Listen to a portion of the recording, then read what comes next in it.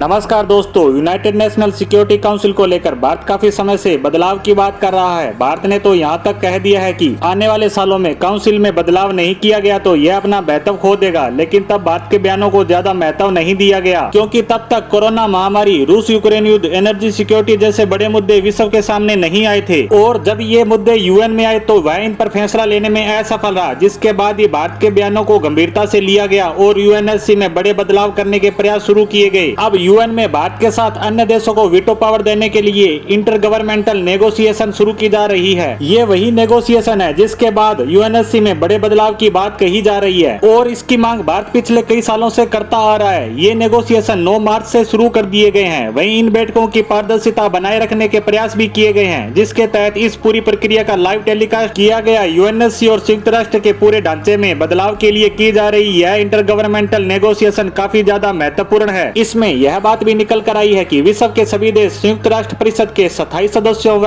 अस्थायी सदस्यों की संख्या बढ़ाने के पक्ष में है, जिसमें अभी सुरक्षा परिषद में 5 स्थायी व 10 अस्थायी सदस्य हैं। वहीं अब इनकी संख्या को बढ़ाकर 10 स्थायी व 15 अस्थायी तक की जा सकती है। मतलब यूएनएससी में कुल देशों की संख्या बढ़कर 25 हो जाएगी। लेकिन अब यह देखना होगा कि वीटो को लेकर यहाँ क्या सहमति बन पाती है, क्योंकि अगर वीटो की पावर ज्यादा देशों के पास होगी तो किसी भी अंतर्राष्ट्रीय समस्या के संबंध में फैसला लेना बड़ा पेचीदगी भरा काम हो जाएगा। क्योंकि किसी भी प्रस्ताव पर कोई भी एक देश वीटो कर देता है तो यह प्रस्ताव पास नहीं होता, जो अंतर्राष्ट्रीय स्तर पर गुट निरपेक्षता व पारदर्शिता के लिए खतरनाक होगा। जिससे वीटो पर कोई ऐसा रास्ता निकालना होगा जिससे यूएनएससी को फैसले लेते समय समस्या का सामना न करना पड़े। वहीं यूएनएससी में इस नेगोशिएशन के शुरू होने से भारत काफी प्रसन्न है और इस पर G4 देशों का एक संयुक्त स्टेटमेंट भी जारी किया गया है। आपको बता दूं कि G4 देशों में भारत, जापान, जर्मनी और ब्राजील है। ये संयुक्त राष्ट्र में बदलाव को अपना समर्थन देने के लिए बनाया गया संगठन है, जिसके तहत इस स्टेटमेंट में कहा गया कि G4 देश इस नेगोशिएशन का समर्थन करते हैं और चाहते हैं कि सुरक्षा परिषद में ऐसे बदलाव हो जिसमें हर महाद्वीप की यूएनएससी में समान भूमिका हो